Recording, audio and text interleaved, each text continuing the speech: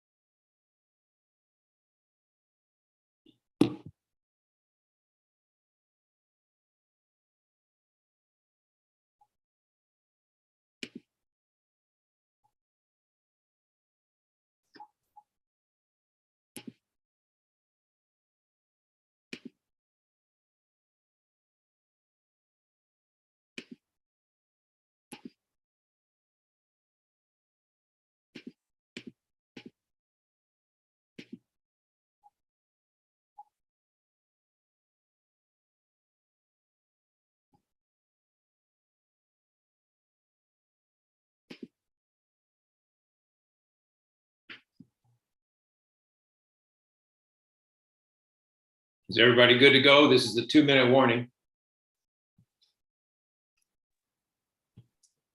All good.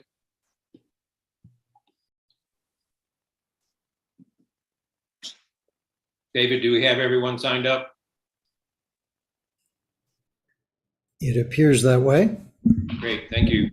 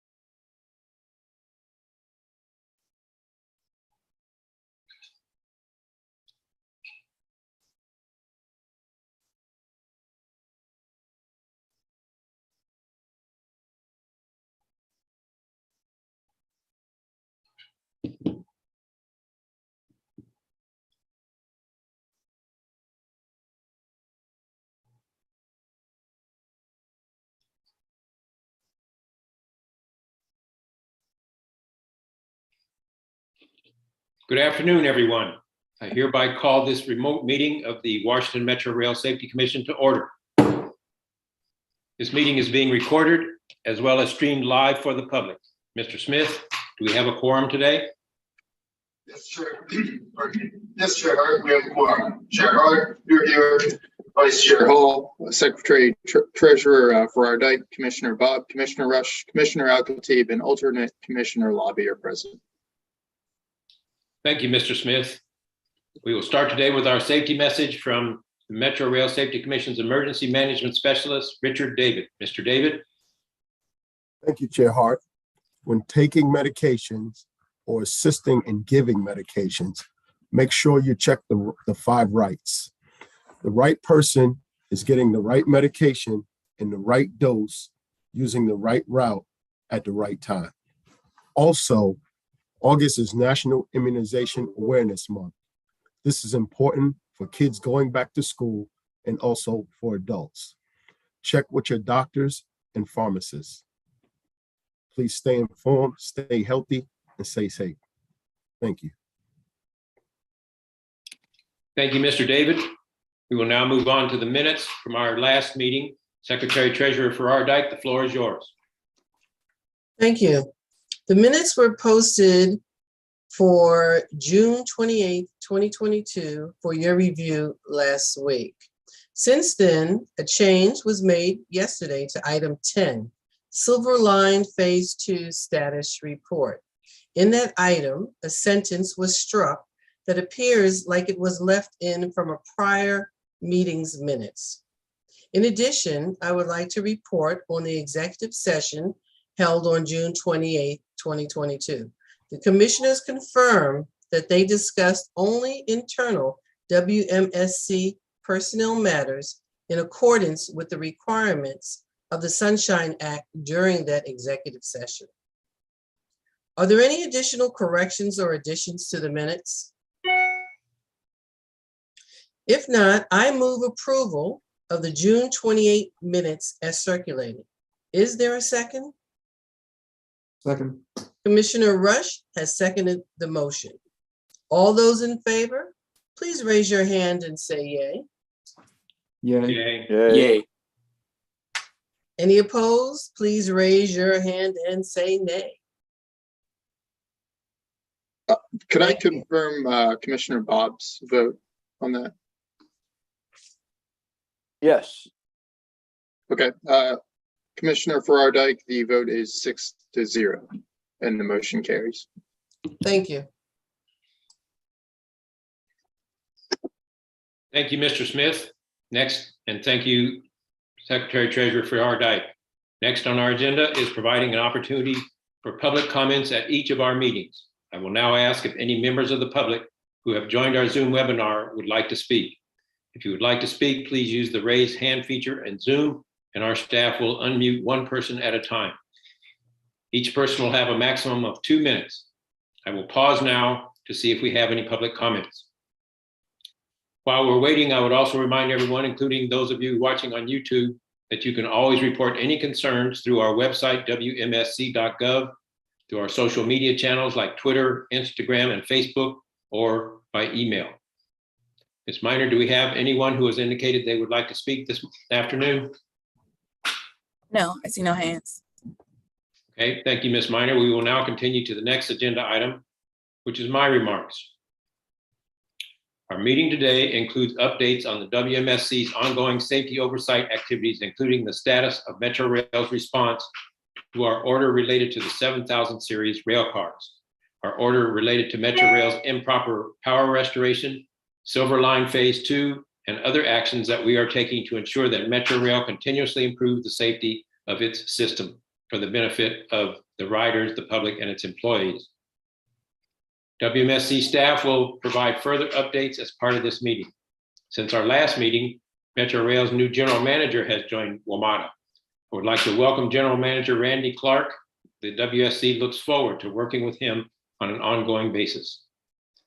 As Metrorail's accountable executive under its Public Transportation Agency Safety Plan, PTAS, the general manager is ultimately accountable for the safety of Metrorail's riders, workers, and others. We will continue to oversee Metrorail's compliance with its plans that require continuous safety improvement. Our team has already had several very positive interactions with him. That concludes my opening remarks. Dr. Meyer, do you have any opening remarks? Yes, good afternoon. I echo your welcome to Mr. Clark. Last week I had a positive meeting with him, and I look forward to working with him as Metrorail's executive accountable for the safety of riders, workers, and others. Of course, a key element of both our work and Metrorail's safety management system is frequent ongoing interactions with personnel at all levels of the Metrorail organizational structure and addressing silos and other safety challenges within Metrorail.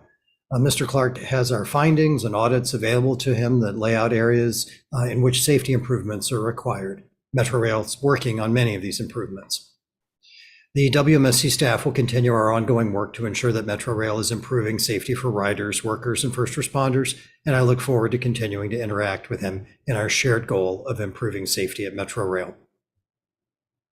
Turning to some of our recent activities, last Thursday, we issued an order regarding Metrorail's ineffective, insufficient automatic train control room inspection, maintenance, and cleaning program. The equipment in train control rooms, or TCRs, is vital because its proper functioning is essential for the protection of human life, because it provides for safe train operations by, among other things, detecting track occupancy and preventing collisions. Water, dust, and debris could interfere with the equipment's safe operation and lead to a collision, loss of life, or other safety event. Our order, which resulted from our inspections, provides Metrorail with the opportunity to address these safety issues before they result in injury or death. As we first discussed with you at the April public meeting, a WMSC inspection on March 28th identified safety concerns for Metrorail personnel and riders due to the condition of the train control room at Friendship Heights Station.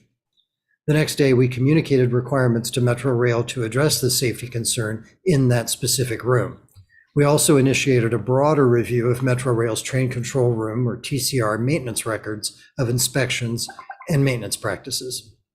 This included reviews of Metrorail records, additional WMSC inspections of additional WMSC inspections of 6 other TCRs, and discussions with Metrorail staff. Collectively, this work identified vital equipment covered in dust and other debris, water intrusion, and other safety issues such as structural safety concerns. Our work also demonstrated that Metrorail has allowed these issues to develop and remain over many years. This is despite Metrorail's written procedures requiring regular inspection and cleaning of these rooms. The records show that even when frontline personnel properly identified safety deficiencies, Metrorail management did not address those deficiencies. We communicated with Metrorail management about those safety concerns on an ongoing basis as they were identified, including as we prepared to issue the order. When we followed up over the last few weeks on actions they had stated this spring would occur to identify and mitigate hazards in other train control rooms, Metrorail had not followed through on those outstanding actions. Our order requires Metrorail to complete special safety inspections of all train control rooms, to complete cleaning as specified in Metrorail's written procedures and original equipment manufacturer manuals, and to develop and implement a corrective action plan to address these systemic safety deficiencies. We also selected Metrorail's automatic doors and automatic train operation project for in-depth review as part of our oversight of Metrorail's safety certification process. This means that Metrorail must properly complete its safety certification process, including implementing any mitigations or corrective actions, and obtain WMSC concurrence prior to activating these systems in passenger service. Metrorail has not used these systems in years. The Safety Department's involvement after the WMSC raised the TCR safety issues described in the order contributed to Metrorail taking initial steps toward identifying and rectifying some safety deficiencies. However, it is indicative of Metrorail's organizational dysfunction that the organizational units that have primary responsibility for this equipment and the rooms that house and protect it allowed these deficiencies to develop and remain in the first place. Metrorail's engineering and maintenance departments have the responsibility to carry out regular inspection and maintenance activities. Metrorail's safety department has the responsibility to establish an overall safety management system framework and assist the other departments as they implement that framework. This includes the safety department providing expertise and internal safety oversight through tasks such as spot checks of work practices. Under the Safety Management System, or SMS approach specified in Metrorail's Public Transportation Agency Safety Plan, each group and each individual must have and must carry out a commitment to safety and hazard identification and mitigation, not just the safety department. Metrorail is in the process of rolling out this SMS approach. Now, moving to ongoing investigations, our team has been closely examining the circumstances surrounding a smoke event and evacuation for life safety reasons on the Red Line between DuPont Circle and Woodley Park stations that began on Saturday night, July 30th. During this event, a fire alarm activated in a drainage pumping station between the two stations. The train carrying passengers continued into that area after the rail traffic controller radioed to direct the train operator to remain at Woodley Park Station. The operator has stated that they did not hear this attempted communication. The track circuit in the area also went down. This means that the area was displaying as occupied. Vehicle monitoring system data show the train operator stopped the train in the tunnel, then activated stop and proceed mode and moved the train more than 1,000 feet without speed commands and without authorization. The rail controller had continued to try to contact the train operator after the train operator left the platform. After the train operator had moved the train in the tunnel, the train operator responded and reported that they did not have speed commands. The train operator then reported seeing sparks on the wall. The train operator also described it as sparking pretty good ahead of the train. The station manager and a rail supervisor, both at DuPont Circle Station, reported smoke reaching the station a few minutes later. The train operator moved as directed to the rear of the train and moved the train back to the station with permission from the rail traffic controller. The investigation is examining the timeliness of this move back to the station and the timeliness of tunnel ventilation fan activation. The investigation is also still examining the specific cause of the smoke event. The source appears to be what Metro terms low voltage electrical systems, because the systems are not used to power the third rail, but instead power other wayside equipment. This is still a system with significant amount of electricity. It includes cables that run along tunnel walls, 480 volt transformers, and circuit breakers that are intended to trip and cut off power in the event of something like this occurring. The preliminary investigation suggests that the electrical event continued because the circuit breaker did not trip as it should have. Eventually, personnel on scene disabled power to the location by cutting cables elsewhere in the tunnel.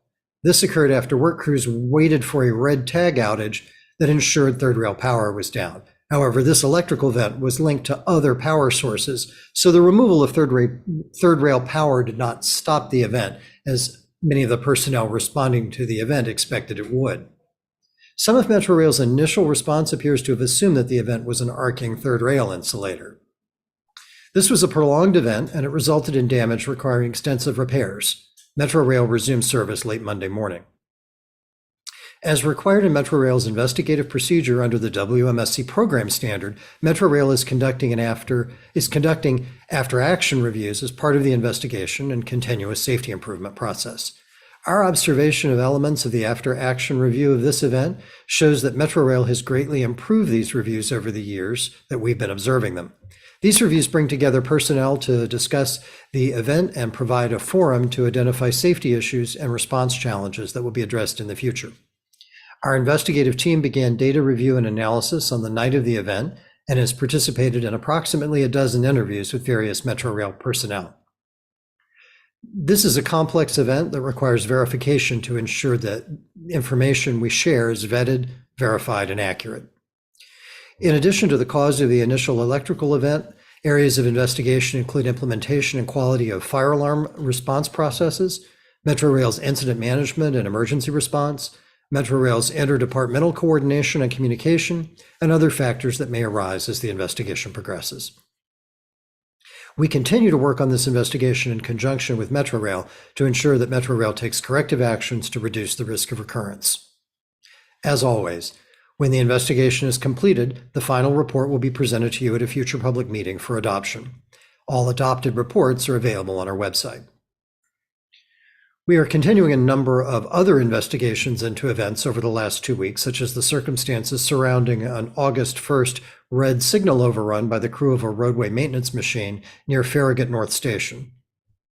We are also examining the causes of last Wednesday's signal system failures. These network failures intermittently prevented the Rail Operations Control Center from remotely controlling rail switches, circuit breakers, fans, and other infrastructure in parts of the Metrorail system. It also intermittently prevented the controllers from seeing the locations of trains on their display screens. Metrorail also canceled non-emergency roadway worker access. Another active investigation is that of an event that occurred last Friday near Benning Road. In this event, a Blue Line train operator reported water shooting up from the track bed. After discussion with a rail controller, the train operator proceeded with permission to the next station. We are reviewing data to determine the location of the train and other factors. The rail controllers offloaded the following train and directed a supervisor to board that train to perform a track inspection. The supervisor identified and photographed water spraying up through the grout pad in the area of a fastener and determined that the area was not safe for train movement. Metrorail dispatched an emergency response team to address the issue. Two other notable areas of our work at the moment include our oversight of Metrorail's activities related to the 7000 series rail cars and our oversight of Metrorail's preparation to open the Silver Line Phase 2 extension. Regarding the 7000 series rail cars, Metrorail and the Wmsc are continuing to discuss Metrorail's work to develop and propose revisions to its return to service plan. At the same time, we're continuing to oversee the current return to service plan. Among other oversight activities, this includes spot checks of documentation and other elements Metrorail has laid out in its plan to provide assurance that the rail cars operate safely in passenger service. On June 29th, our review of documentation demonstrated that Metrorail was not following requirements of its plan that it had set to ensure safety. This included Metrorail not keeping up with data collection in its centralized maintenance management system as specified in its return to service plan to ensure that only rail cars that had passed the required inspections were put into passenger service. After the Wmsc raised this issue, Metrorail briefly stopped using the 7000 series rail cars for passenger service to ensure that any rail cars in passenger service met all of Metrorail's safety requirements. Metrorail announced this pause in the use of the cars to the public on July 6th. Since Metrorail resumed use of the 7000 series cars in passenger service, each of our spot checks on individual rail cars has shown that this safety record keeping has been kept up to date. We have observed that Metrorail has more consistently placed 7 or 8 7000 series trains in passenger service on weekdays over the last 2 weeks. Their current return to service plan specifies that they may use up to 8 7000 series trains each day for passenger service, and Metrorail ran 2 7000 series trains each day this past weekend. Our team also continues to work as a party to the NTSB-led derailment investigation. This work has included participating in dynamic testing with the Metrorail system and participating in subsystem teardowns. Several members of our team are participating today in additional investigative activities. In addition to the 7000 series work, we are continuing our detailed review on Silver Line Phase 2. For example, in the last few weeks, our team has observed a full-scale emergency exercise at Dulles Airport Station, has conducted site visits in the facilities of the new rail yard, has inspected station preparation work, and has participated in walks along the tracks and wayside facilities. Because we clearly and quickly communicate any issues that we find, and because of the extensive work done up to this point, we expect that Metrorail and MWA will be able to address these issues in a timely fashion. We conclude our frequent meetings with Metrorail and the Airports Authority, MWA, in some cases Fairfax and Loudoun County staff. This ensures that all parties understand that we've been conducting our oversight on this project on an ongoing basis since we were certified in 2019 and really even before. We expect to continue this involvement for the next few months. Metrorail determines when to open the line, but they may only do that after they complete their safety certification process, and we concur that they have properly completed that process. Metrorail must carry out its safety certification as specified by its procedures. Only after Metrorail and the Airports Authority complete all of these steps specified in their own documents, such as safety mitigations, testing, staffing, and training, can the WMSC concur that WMATA has followed its safety certification process. We are prepared to provide our concurrence once Metrorail and MWA demonstrate that they've completed all required safety requirements specified in their written processes and procedures. Of course, we can't provide a schedule for our future work because we work at the pace of Metrorail and MWA and will continue to review their work on an ongoing basis. To update you on Metrorail's action since our May 17th order on improper power restoration, we continue to monitor Metrorail's compliance with operational aspects of the order. In addition, on Friday, we approved Metrorail's required corrective action plan. Metrorail is now beginning to implement that plan. This includes safety stand-downs, testing and verification of recording systems, additional training for and evaluation of personnel, medical evaluations, and other steps. Regarding Metrorail personnel certifications, Metrorail's Rail Transportation Department is providing us and Metrorail's Chief Safety Officer with regular updates on progress for their personnel, including train operators. Metrorail is on track to have all the active personnel with expired train operator certifications who require these certifications for their jobs complete certification by the end of September. This aligns with the schedule that they provided this spring. The Rail Operations Control Center has kept the WMSC up to date on its process to recertify each of its rail controllers over the last few months. With the exception of one controller who's on extended leave, this process has now been completed. As we've discussed in prior meetings, earlier this year, the FTA issued its report of its first audit of the WMSC. Following the Commissioner's approval of our annual program standard revision at the last public meeting, the FTA closed out all corrective actions. They formally transmitted this document to us on July 7th, completed all of these actions within just 3 months of the date of our proposed corrective action plans were due, demonstrates our commitment to robust and effective safety oversight and to our continuous improvement. I appreciate our team's hard work of maintaining such a strong oversight program and for following through to continue this important work for the region. Finally, a new staff announcement. I'd like to welcome our new business operations manager, Venus Ellison, who started last month. She has operations and data analysis experience and is also a nationally registered EMT, or emergency medical technician, and firefighter. She is working with our chief financial officer and other members of our team and is already a great contributor. Welcome, Venus. So that concludes my remarks. Thank you. Thank you, Dr. Meyer, and welcome to the team, Ms. Ellison. I have a question for you, Dr. Meyer, about the water event. I don't understand the geometry of where the water was coming up, and did a train ever actually go over that water? Do you have any information on that?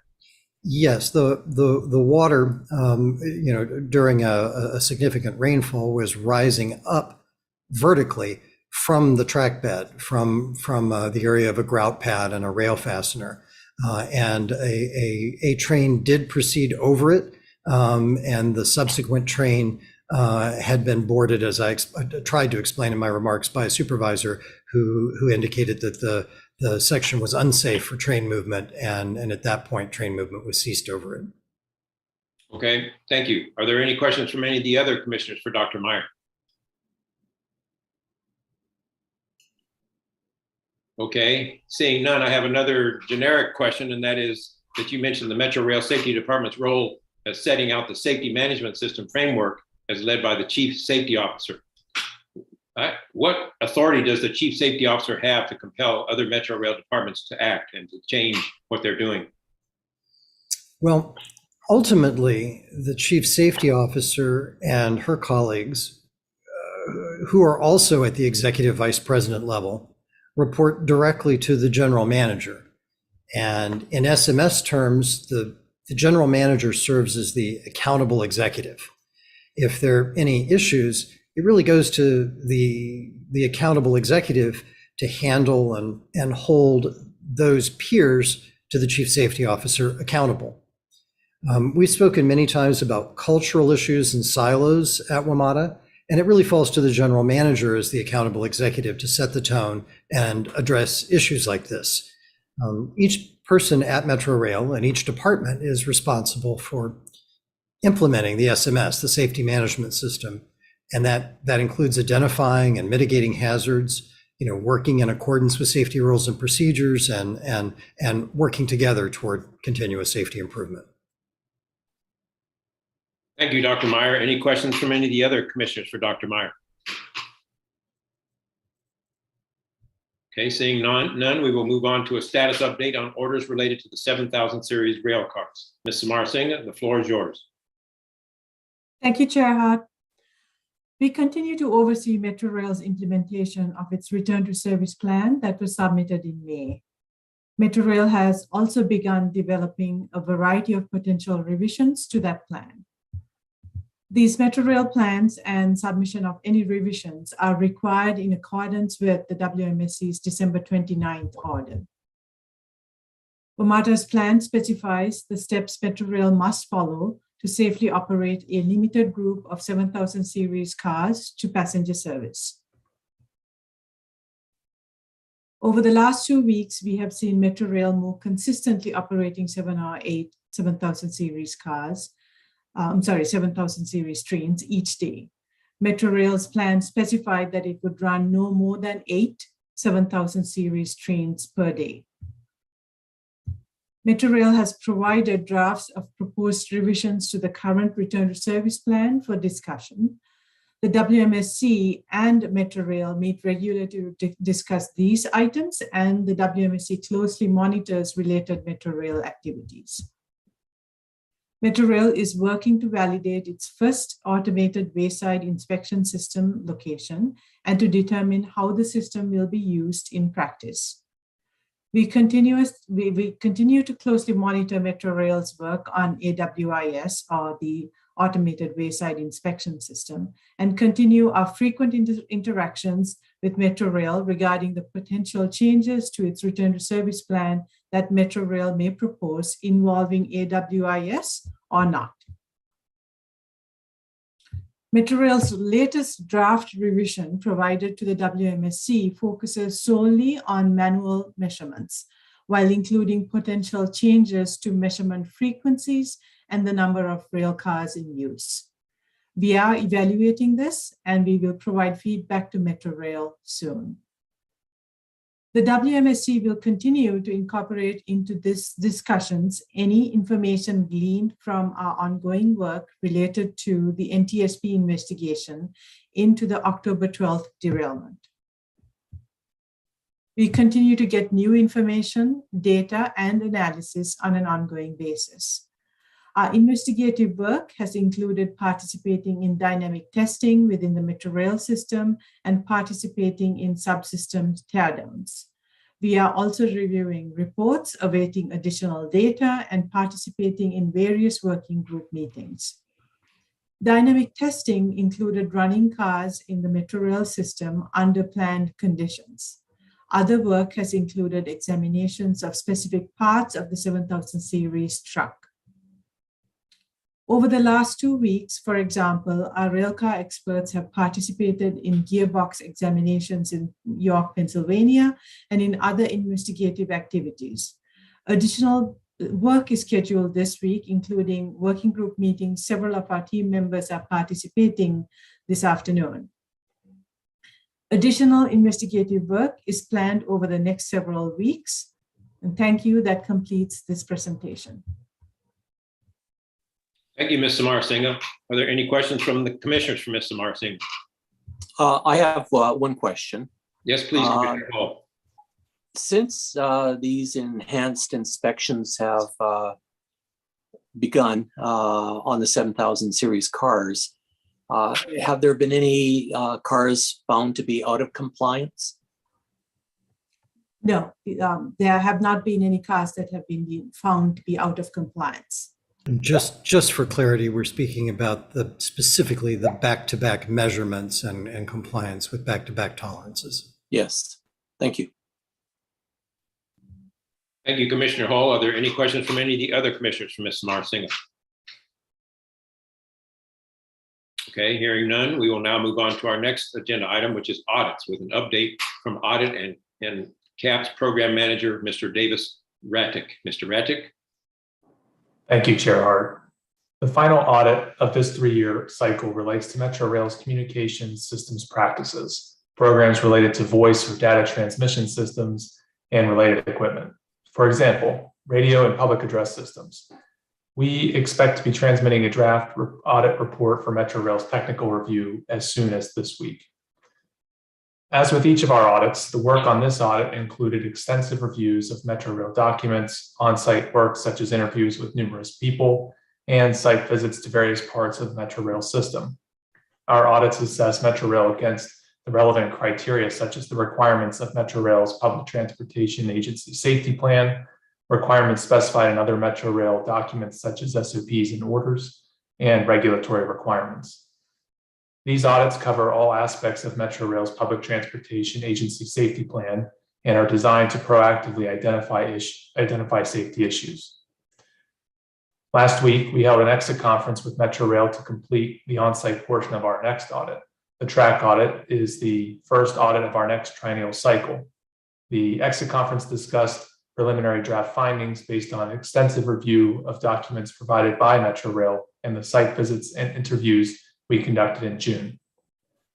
Based on that information and any final follow-up records Metrorail may provide, we will develop a draft report to transmit to WMATA for technical review. Our next audit team is already working on our audit of Metrorail's internal safety reviews and associated corrective actions. Metrorail's internal safety reviews are required by the Wmsc program standard and by federal regulation. They are designed like an audit to proactively identify safety deficiencies and to lead to corrective actions to address each deficiency. Interviews for that audit begin this week. Thank you. That completes this presentation. Thank you, Mr. Raddick. Are there any questions from any of the commissioners? Okay, hearing none, we will now take up the next agenda item, corrective action plans. Program Coordination Specialist, Ms. Ashley Rhodes will provide this update. Ms. Rhodes. Thank you, Chair Hart. When Metrorail develops corrective action plans to address the safety deficiencies identified by Wmsc findings and recommendations, or other issues specified by the Wmsc program standard, Metrorail submits these plans to the Wmsc for review and approval. Each CAP is a specific plan to address a safety deficiency, so the proactive identification of these deficiencies by the Wmsc and later the resolution of these deficiencies by Metrorail is part of the continuous safety improvement process. After Metrorail submits acceptable CAP proposals that will address the safety deficiency, Metrorail is responsible for implementing its corrective action plans on the schedule documented in the CAP. As Mr. Raddick mentioned, we conduct our audits and oversight activities on an ongoing basis. This has led to audits, which to this point have each included findings, being issued every few months.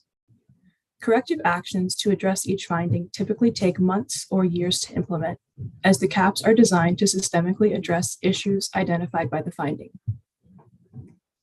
CAPs typically also include documentation of implementation prior to closure by the Wmsc.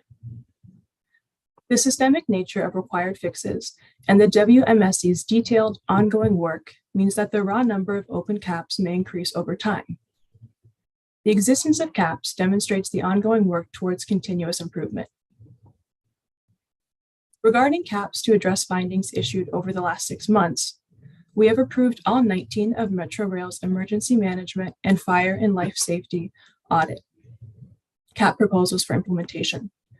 Of the 18 rail operations audit CAPs, we have approved 15 of Metrorail's proposals.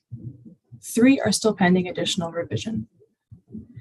8 of Metrorail's 13 proposed station, elevator, and escalator audit CAPs have been approved. 5 are pending additional revision. The complexity and detail of the initial proposals shapes the duration of this review process. Overall, Metrorail currently has 137 open CAPs. The total number of CAPs reflects the areas where the Wmsc has identified safety deficiencies as specified in the program standard. This includes Metrorail not complying with its own requirements, personnel, or assets exhibiting an unsafe condition, Metrorail lacking a rule or procedure, or Metrorail having an insufficient procedure. This also includes areas where the Wmsc has made safety recommendations that Metrorail is implementing corrective action plans to address. These actions each make Metrorail safer. Metrorail's P-task then specifies that the effectiveness of these mitigations are assessed and improved on through Metrorail's SMS process. Even after a CAP is closed, the Wmsc also monitors Metrorail's actions on an ongoing basis through our audit, inspection, and other oversight activities. Since the last public meeting, the Wmsc has closed 1 CAP, C0127. This CAP addressed a finding from the Fitness for Duty audit that Metrorail does not provide adequate, clear, understandable information to employees regarding what over-the-counter medications must be disclosed. Metrorail revised their policy regarding medication use reporting, issued formal communication to employees, is distributing brochures twice a year to Metrorail personnel, and has provided the WMSC with a sample of employee medication reporting and disposition. Thank you. That completes this presentation. Thank you, Ms. Rhodes. Are there any questions from any of the commissioners for Ms. Rhodes? Okay, hearing none, we will now move on to our next agenda item, which is our regular status report on our oversight of the Silver Line Phase 2 safety certification process. Mr. Sahu, the floor is yours. Yeah, thank you, Chair Hart. As Dr. Meyer mentioned, our team has conducted a number of inspections and monitoring activities throughout the Phase 2 area over just the last month. This continues the significant work we have done over the last 3 years in coordination with Metrorail, MWA, and the FTA project management oversight personnel. We continue to track those items that we had identified as part of the construction process. These are primarily being completed through Airports Authority closeout contracts. There are currently 28 of these items open, but the steps to address each of them are included in MWA's closeout contract plans or Metrorail's final preparations. In addition, as we identify any other issues based on the final as-built system, based on items that Metrorail is responsible for adding, or based on other Metrorail activities such as training and familiarization that are required by Metrorail's plans and procedures, we communicate these to Metrorail and MWA so that they can be addressed. Metrorail plans to conduct more training and familiarization activities starting around mid-September.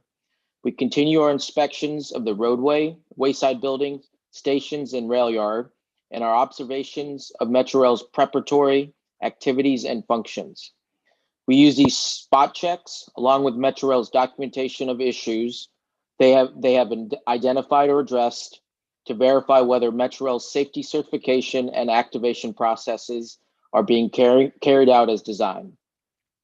We also continue our frequent meetings with the Airports Authority, Metrorail, FTA project management oversight team, and local jurisdictions to coordinate activities and resolutions. Our work will serve as the basis for concurrence with the Metrorail safety certification process. Our concurrence that Metrorail has met its requirements is required before the line may open for passenger service. We continue to closely monitor the Airports Authority and Metrorail's progress. Thank you, Chair Hart. That completes this presentation. Thank you, Mr. Sahu. Are there any questions from any of the commissioners for Mr. Sahu? Okay, hearing none, we will now move on to safety event investigation reports that are being presented today. We will hear presentations on all the reports, then consider a single motion on all the reports that we are prepared to adopt. If any commissioner wishes to remove a report from the group that we will consider for adoption in a single vote, please indicate that at the end of the presentation on the report. To begin, Investigation Program Manager Adam Quigley will present the first report. Mr. Quigley. Thank you, Chair Hart. The first investigation, Whiskey 174, is one of several safety events and other issues that the WMSC identified through our oversight activities in March, April, May of this year that led to the order issued on May 17th regarding Metrorail's improper power restoration and insufficient training and supervisory oversight. Metrorail was putting people at risk of serious injury or death due to the repeated bypassing of redundancies built into the process for safety and insufficient available information to ensure continuous safety improvement. This event in the early morning hours of April 3rd, 2022, specifically involved improper issuance and acceptance of a red tag. A red tag is issued to ensure that third rail power has been de-energized by racking out or disconnecting the circuit breakers for a specific section of track. And the tag information is then intended to be used to also ensure that power is only re-energized when it's safe to do so. This type of power outage is most commonly used for work on or around the third rail. In this case, a traction power maintenance roadway worker in charge in the field called a power desk controller. The power desk controller then issued the red tag for that work location. However, the roadway worker in charge had not gotten permission from the rail traffic controller to enter the roadway to hot stick and confirm the third rail power was properly de-energized. due to Metrorail's improper change management, failed safety certification process, insufficient interdepartmental coordination, and insufficient supervisory oversight, the phone call between the roadway worker in charge and the power desk controller was not recorded. Only the power desk controller's end of the conversation was recorded on an ambient microphone. Therefore, the specific nature of the communication is not clear. This is compounded by the lack of required repeat backs, failure to use complete alphanumerics, and failure to use full power tag identifications in the conversation. Metrorail's power safety procedures specifies that the personnel in the field call the power desk after hot sticking to confirm that third rail is de-energized. In an investigative interview, the roadway worker in charge stated that they called prior to hot sticking to let the power desk controller know what would be happening. The power desk controller believed the call was stating that the crew in the field had confirmed power was de-energized. The work crew accepted the red tag from the power desk controller. When the power desk controller told the rail traffic controller that the red tag had been issued, the rail traffic controller then realized a few minutes later that the crew had not required roadway worker protection in place to enter the roadway and check that the third rail was de-energized. The event demonstrates the improper issuance of a red tag outside of the safety procedures required to ensure the safety of Metrorail personnel and others on the roadway. The WMSC's May 17th order required specific immediate safety mitigations, midterm plans, and long-term revised corrective action plan. These actions include safety stand-downs, installing complete functioning recording systems, and providing appropriate staffing and training. The investigation into another event described in our May 17th order, the improper restoration of power under a work crew on April 26, is still underway, and we expect to present that report to you for your consideration in a future meeting. Thank you. That completes this presentation. Thank you, Mr. Quigley. Are there any questions from any of the commissioners for Mr. Quigley?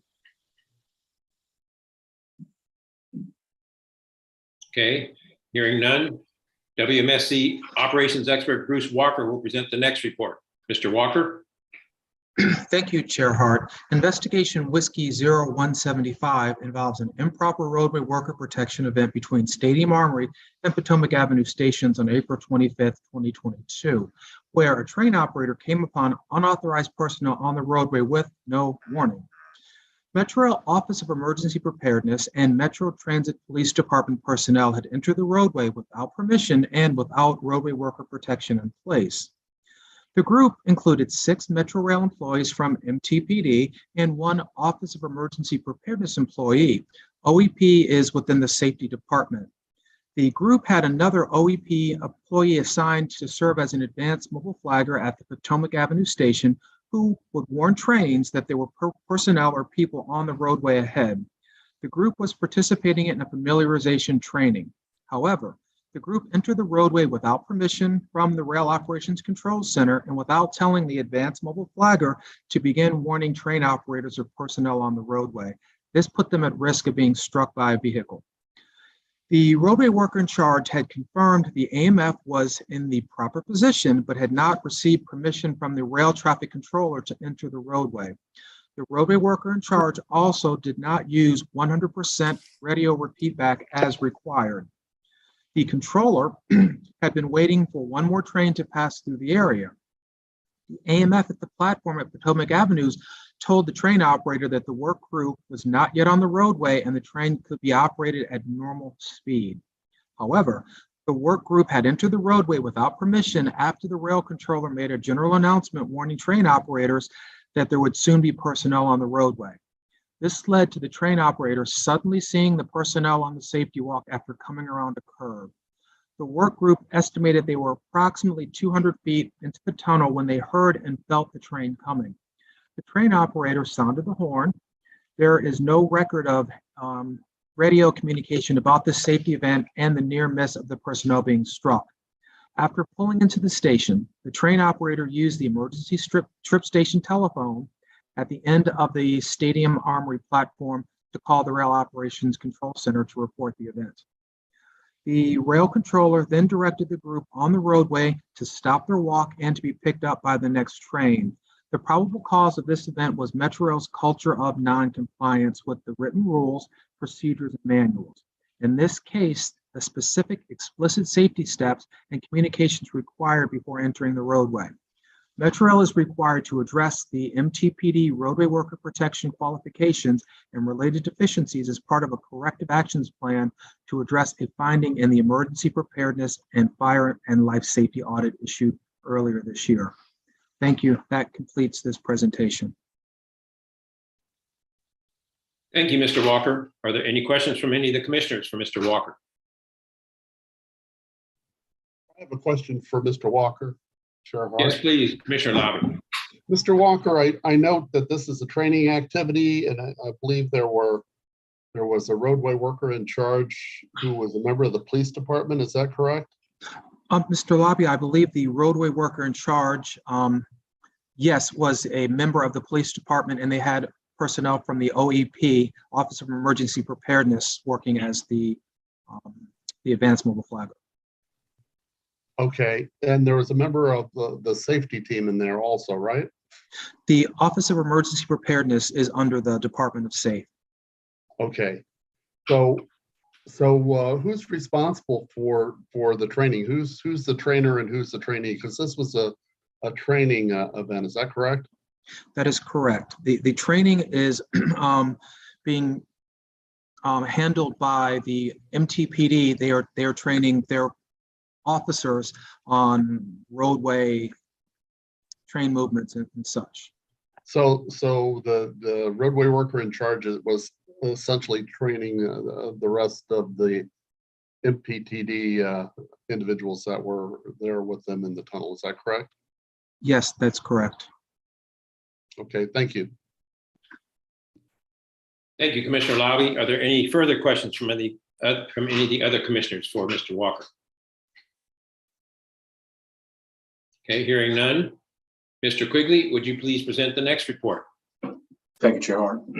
Investigation Whiskey 176 relates to a serious injury at a Metrorail storage facility on April 25th, 2022. In this event, a roofing contractor fell through the roof that was being replaced. The fall was approximately 28 feet to the ground, leading to a broken right arm, broken right foot, and 3 fractured vertebrae. The Queenstown Road storage facility is primarily used to store salt that is used to keep stations and other facilities operating safely in winter weather. Metrorail hired Patuxent Roofing to replace the deteriorated roof of the facility. Weaknesses in the roof panels were identified before work started, but Metrorail did not ensure that the job hazard analysis was updated to address this hazard. At the time of this serious injury, the project's fall protection was focused on falls from the edges of the roof rather than also on falls through the roof. The person who fell in this case was wearing a personal fall arrest system harness, but was not tethered to an anchor point. Documents reviewed as part of this investigation did not mention anchoring devices that would be necessary for fall protection based on the identified structural weaknesses. This was despite a 2019 field survey report stating that there was a concern for the existing roof during construction and a 2014 condition assessment report raising similar concerns. The investigation also identified that Metrorail knew in at least September 2021 that decking panels being replaced had not been installed properly during prior roof work in 2002. Some panels were upside down and did not have required grout or fasteners. The day of this serious injury, a WMATA safety manager said they had identified several safety issues that needed to be addressed. Work continued as those items were addressed. The identified issues did not include the roof integrity concern.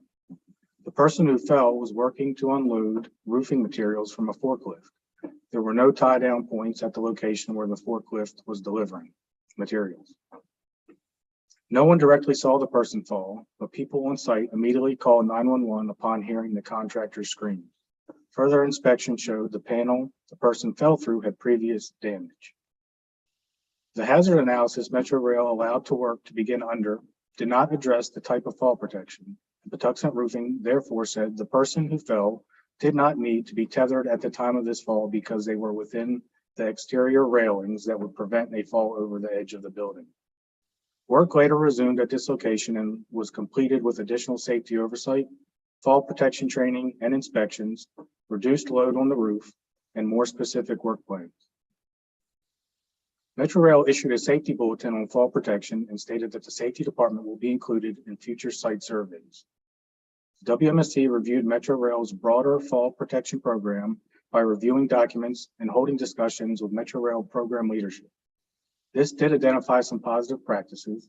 The WMSC and Metrorail's safety departments are coordinating regular updates on Metrorail's occupational health inspections and similar activities.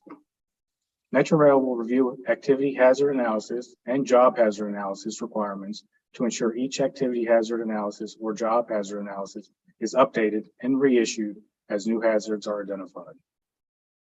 Thank you. This completes the presentation.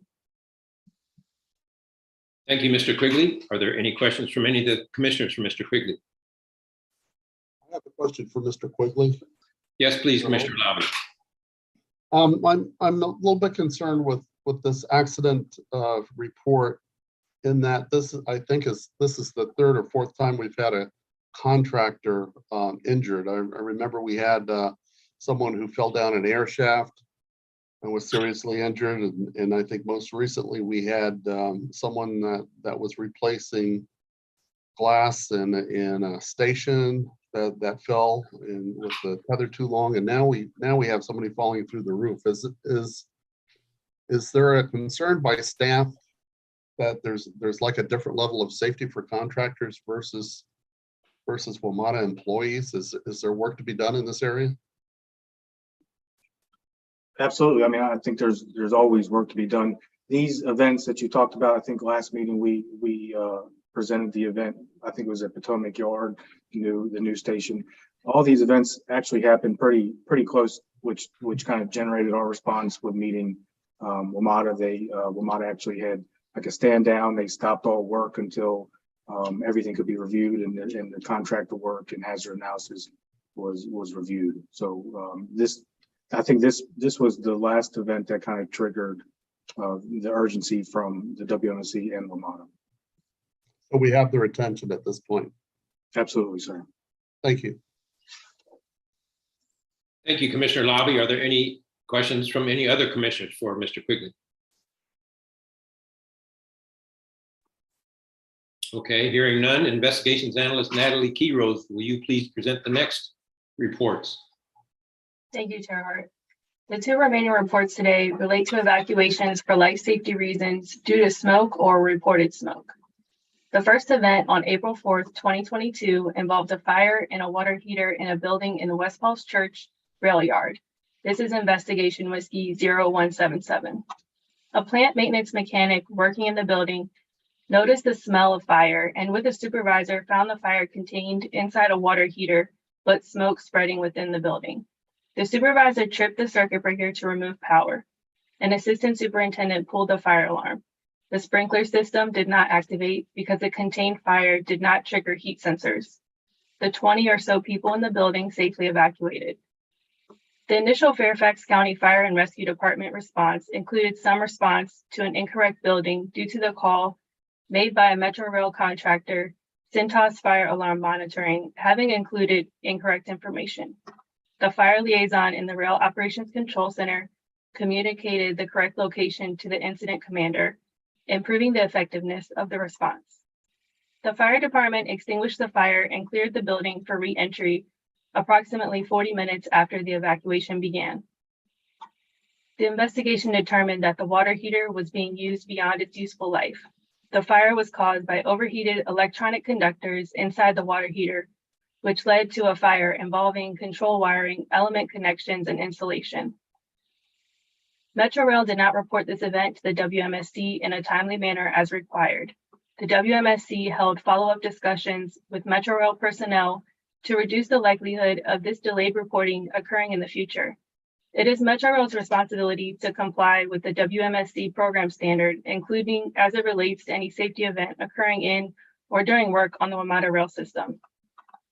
Metrorail had not trained the individual the safety department had assigned to serve as the Mission Assurance Coordinator, or the MAC, on these requirements.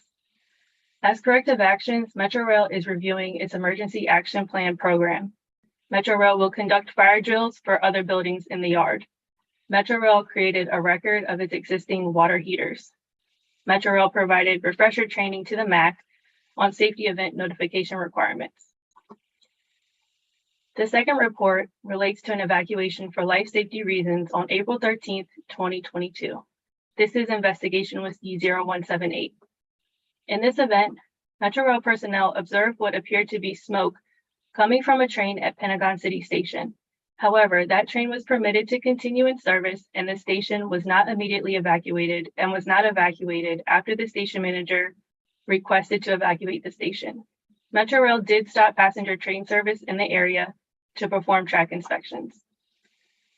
The first report of smoke coming from train 306 in Pentagon City Station was at 10:04 p.m.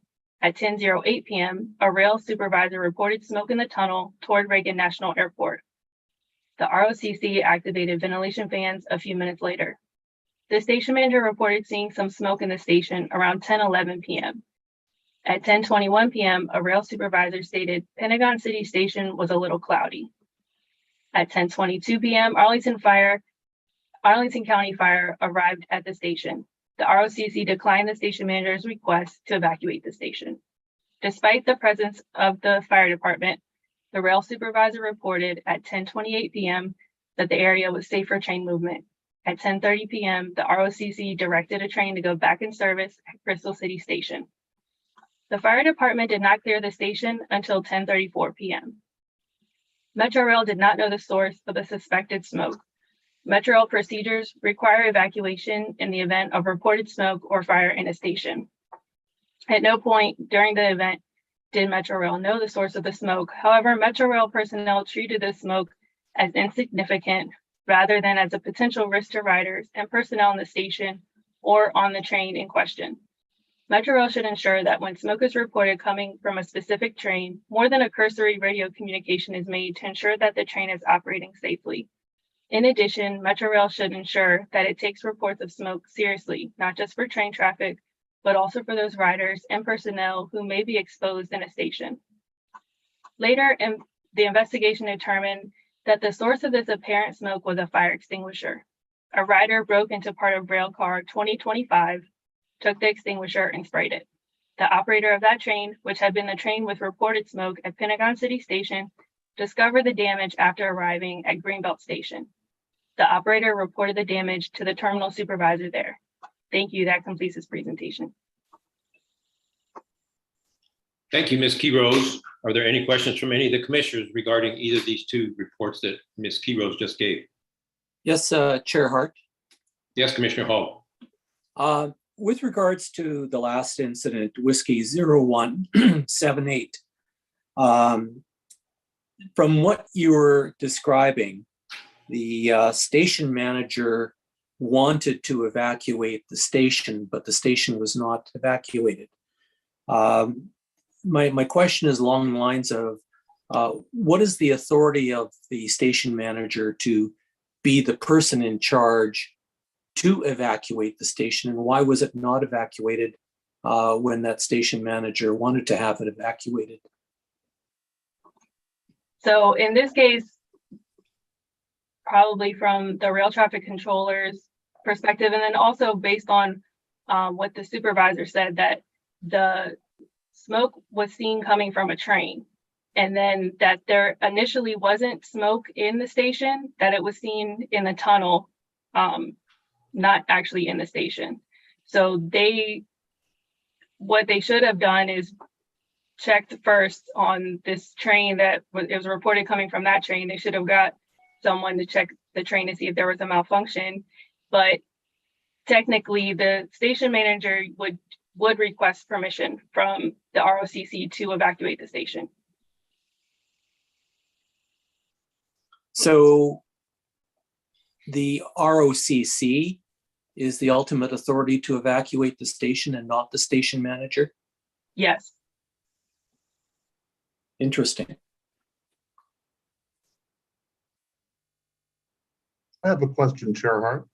Yes, Commissioner Lowry. Well, just a follow-up, because it is very interesting.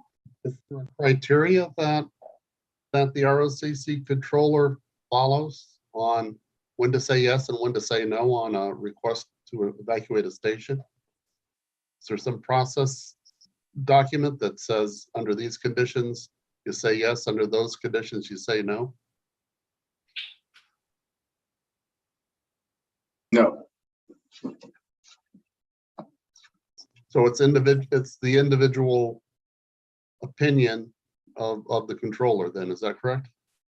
There's a SOP procedure where it discusses, multiple active fire alarms, have to be triggered to determine, that or to, I guess, react to a report of smoke. So it has to be multiple fire alarms, but it can also be transit can report or instruct the ROC to evacuate a station. So there are some guidelines here, I guess. Some, yes, but there's not a checklist for a controller to look at and say, okay, this, let's evacuate. Do we know just through our experience how often this happens that evacuation is requested and then it's denied? No, I mean, this is the first that we've had. Okay. Okay, very interesting. Thank you.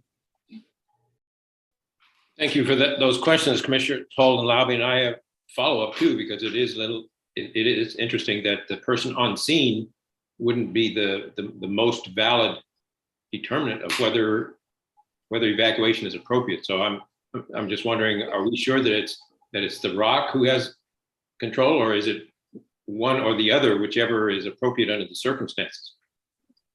Well, you had the fire department also on scene, and then they're communicating with the fire liaison in the ROC. So at no time did they suggest that the station be evacuated. Any further questions from any of the other commissioners regarding these two reports? Okay, hearing none, is there a motion to adopt the 5 investigation reports that have just been presented? That's Whiskey 0174, 0175, 0176, 0177, and 0178. Is there a motion to approve these 5 investigation reports? So moved. So moved, Commissioner Bob. Is there a second? Second. Second, Commissioner Hall. Thank you. All those in favor, please raise your hand and say yay. Yay. Yay. Any opposed, please raise your hand and say nay. Commissioner Farrar, I did not see your vote. Yay. Okay, Chair Hart, the vote is 6-0 and the motion carries. Thank you, Mr. Smith. We will now move on to resolutions and other actions. Today, this includes consideration of updates to our bylaws. This bylaw revision is part of our regular continuous improvement process. It includes procedural updates and technical corrections involving things that we learn as we go. Some examples of these adjustments include definitions, officer position clarifications, and separate clear references to standing committees. These bylaws incorporate elements learned from our operations over the last year. Are there any questions from any of the commissioners regarding the bylaw changes? You've had time to review them. Are there any questions from any of the commissioners? Okay, hearing none, is there a motion to approve to adopt the bylaws as updated? So moved. So moved, Commissioner Rush. Is there a second to this motion? I will second it. All those in favor, please raise your hand and say yay. Yay. Yay. Yay. Any opposed? Please raise your hand and say nay. Chair Hart, the vote is 6-0 and the motion carries. Okay, thank you, Mr. Smith. That completes our business for today.